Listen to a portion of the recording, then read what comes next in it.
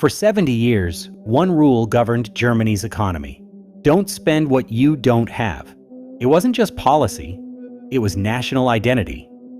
Germans even gave it a name, the Schuldenbremse, the debt brake. And they didn't just follow it, they wrote it into their constitution. Then in March 2025, Germany smashed it. €500 billion committed in a single constitutional amendment to rebuild the country that once rebuilt Europe. Germany is placing the biggest economic bet in its entire post-war history, and the outcome won't just decide Germany's future.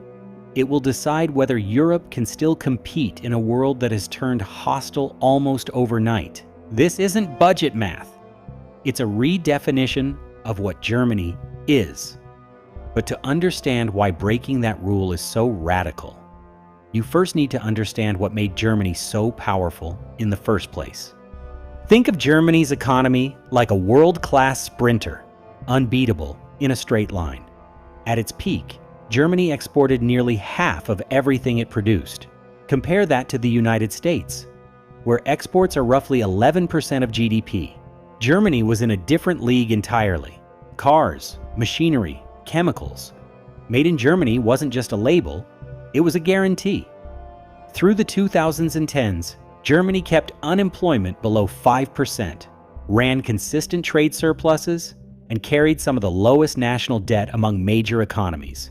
The model worked beautifully. But here's what sprinters are terrible at: changing direction. Because underneath all that speed, three vulnerabilities were quietly building. An aging workforce shrinking faster than it could be replaced, decades of underinvestment in infrastructure and digital networks, and a structural dependency on two things Germany didn't control: foreign demand and cheap Russian energy. Nobody worried too much. The sprint was still fast, but there's a difference between running fast and running smart. And what came next didn't arrive as one crisis, it arrived as three. Each one hitting before Germany had recovered from the last. First blow, COVID-19. Global supply chains collapsed. German factories froze mid-sprint. Germany recovered. But before it could catch its breath, second blow, Russia invaded Ukraine in 2022. Before the war, Russia supplied roughly 55% of Germany's natural gas. That's not a dependency, that's a lifeline. And almost overnight, it was severed. Energy prices exploded. Factories in steel, chemicals, and heavy manufacturing began curtailing production. Some shut down entirely. Then the third blow came from the east. China, Germany's largest trading partner, was slowing down. And worse, Chinese companies weren't just buying fewer German cars, they were building their own. Affordable, electric vehicles that German automakers hadn't seen coming. The crown jewel of the German economy found itself in a fight it wasn't ready for. The result? 2 consecutive years of contraction, a real recession. By 2025, unemployment had climbed past 3 million people, roughly 6% of the workforce. GDP growth limped to just 0.2%.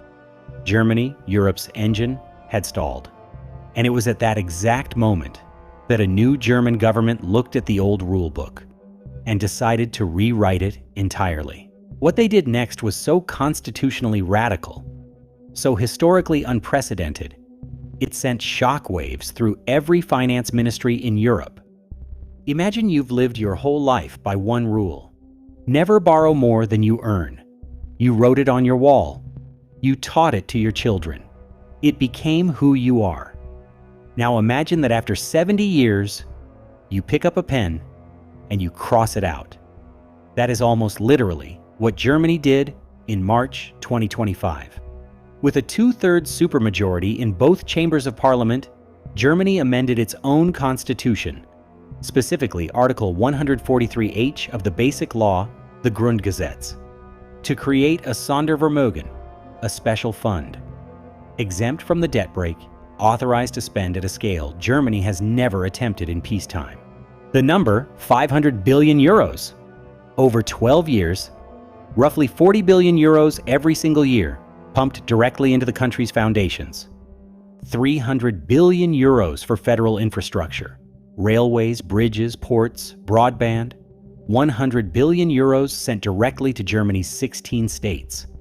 100 billion euros into a climate and transformation fund, accelerating wind, solar, and the energy grid.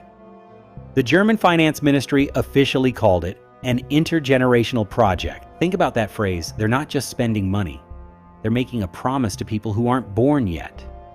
This is the largest peacetime public investment program in modern German history. State-led transformation, something Germany hasn't attempted since rebuilding from rubble. Now, before you get too excited, there are serious people with serious concerns. Because if Germany gets this wrong, the consequences don't stop at the German border. Here's something most people don't think about. Germany isn't just Europe's largest economy, it's Europe's confidence anchor. When global investors look at the Eurozone, that patchwork of 20 countries sharing one currency, what makes them feel safe is Germany. Its fiscal discipline, its creditworthiness, its government bonds are the bedrock underneath the entire structure. So when Germany starts borrowing at historic scale, something shifts. Here's the mechanism. When Germany issues more debt, it offers higher interest rates to attract buyers. And Germany's rates are the floor for the entire Eurozone. When the floor rises, Italy pays more, Spain pays more, Greece pays more. We're already seeing signals. German 10-year bond yields climbed toward 3% in 2026, near a 40-year high. Not catastrophic, but worth watching carefully. Analysts at Bruegel, one of Europe's most respected economic think tanks, concluded the debt rise is likely sustainable, with Eurozone rates rising only around 30 basis points initially, manageable.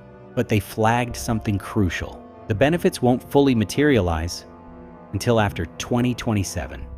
There's a gap between spending the money and seeing the results. And that gap is where the danger lives.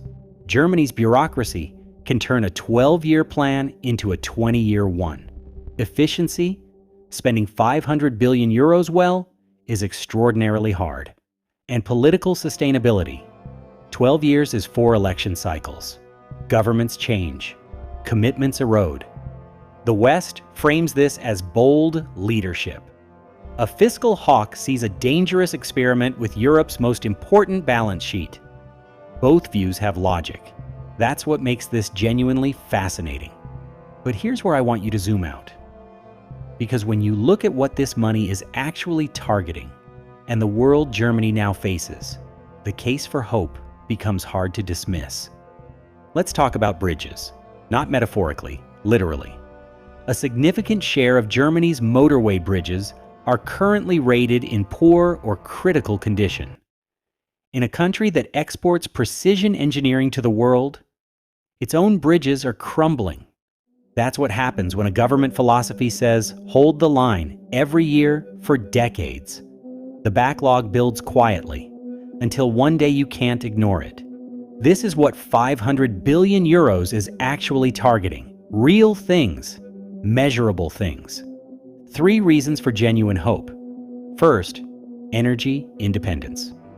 By accelerating offshore wind and solar, Germany can structurally lower industrial electricity costs for the factories and chemical plants that make German exports competitive.